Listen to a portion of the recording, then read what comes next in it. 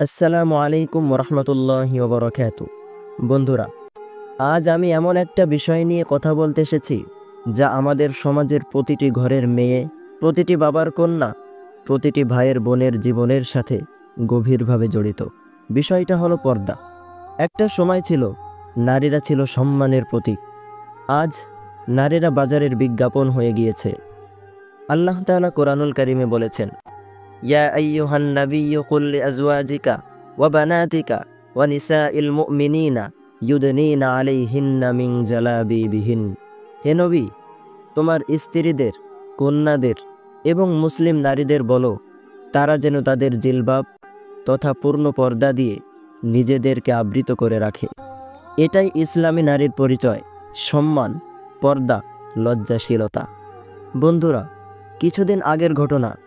ঢাকার একটি নামী বিশ্ববিদ্যালয়ের মেধাবী ছাত্রী ফেসবুকে এক ছেলের সাথে প্রেমে জড়ায়। শুরু হয় ভিডিও কলে কথা, তারপর দেখা, তারপর ছবি শেয়ার, এবং একদিন সেই ছেলেই তার ব্যক্তিগত ছবি ভাইরাল করে দেয়। সে মেয়েটা এখন মানসিকভাবে ভেঙে পড়েছে। ক্লাসে যেতে পারে না, পরিবারে মুখ দেখাতে পারে না। একটাই আফসোস, হাই, আমি যদি পর্দার কথা মানতাম।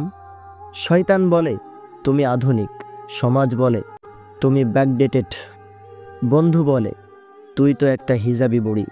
কিন্তু কিয়ামতের দিন যখন সব বন্ধু মুখ ফিরিয়ে নিবে, তখন কারা পাশে থাকবে? আল্লাহর রসুল সাল্লাল্লাহু আলাইহি ওয়াসাল্লাম বলেছেন, লজ্জা ঈমানের একটি অংশ। আজকে যারা বলছে পর্দা পুরনো চিন্তা, কাল তারাই ইজ্জত হারিয়ে কাঁদবে, কিন্তু কেউ ফিরিয়ে দিতে পারবে না।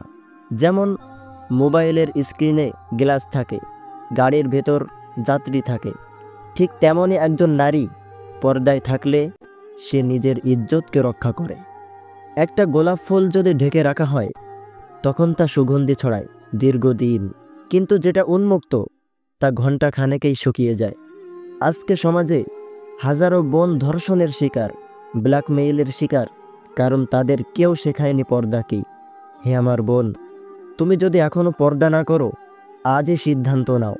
তোমার সৌন্দর্য তোমার স্বামীর জন্য, তোমার লজ্জা তোমার শক্তি।